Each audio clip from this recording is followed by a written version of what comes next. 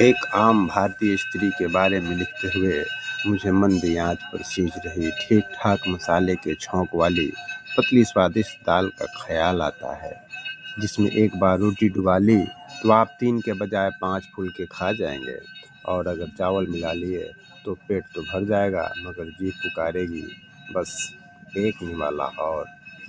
कभी गौर से देखिए सुबह-सुबह नींद से जागती हुई भारतीय गृहिणी को। वह कैसे चोटी बाँधती है, वह कैसे जूड़ा बनाती है, वह कैसे दुपट्टा सँभालती है, वह कैसे ठीक करती है साड़ी की सिलवटें, दर्पण से उतारती है बिंदिया, माथे के बीचों-बीच लगाती है। चाय चढ़ाती है गैस पर, गुनगुनाती है कोई गाना, जगाती है सबको। उस सौभाग्यशाली नींद का क्या कहना जो उड़ती है उसकी मीठी आवाज़ से। सुबह हो गई, अब तो उठ जाइए।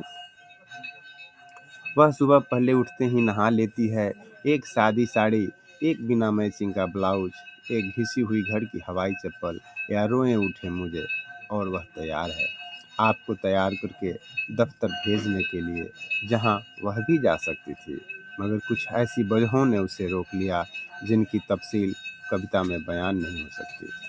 कोई मेकअप नहीं है उसके चेहरे पर, उसका मेकअप बस इतना है कि वह नहाई हुई है, उसकी आँखों में न काजल है, उसके गालों पर न फाउंडेशन है, उसके होठों पर न लिप ग्लॉव्स है, उसके गले में एक सोने का पतला डोरा है या कभी-कभी तो सिर्फ एक काला धागा। उसकी फूली हुई गर्दन की नस को चूमने की इच्छा होती है।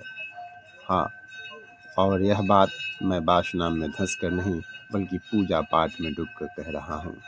पूरी दोपहर वह एक इंतज़ार में डूबी रहती है। बच्चे स्कूल से लौटते हैं, उसकी पुच्ची लेते हैं और उसका मेकअप हो जाता है।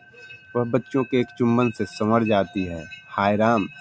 तब क्या होगा जब साजन लौटेंगे शाम को घर, दिन भर की धूल लिए शर्ट और पैंट पर पसीने के नहाए अजीब-सी बू में लिपटे हुए। लेकिन इस बू को भी वह खुशबू कहती है।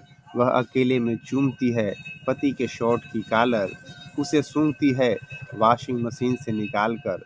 पति लोग जान ही नहीं पाते उनकी शर्ट की कॉलरों पर होठों के पारदर्शी चुंबन भी चलते हैं उनके साथ। मनोचिकित्सक कहते हैं इतना सब कुछ दबा के रखने के कारण ही बीमार होती है भारतीय स्त्रियां। देर रात जब साजन के सीने से उठती है भाप और सजनी की छाती में मचलता है समुद्र, कितनी जोरदार बारिश होती है, कितनी सावधानी से टूट कर बरसता है पानी कि बच्चे जागने नहीं पाते, सो जाते हैं साजन थक कर एक संदली आग में और सुलगती रहती है सजनी कि काश कुछ और देर रहते साजन बाहों में।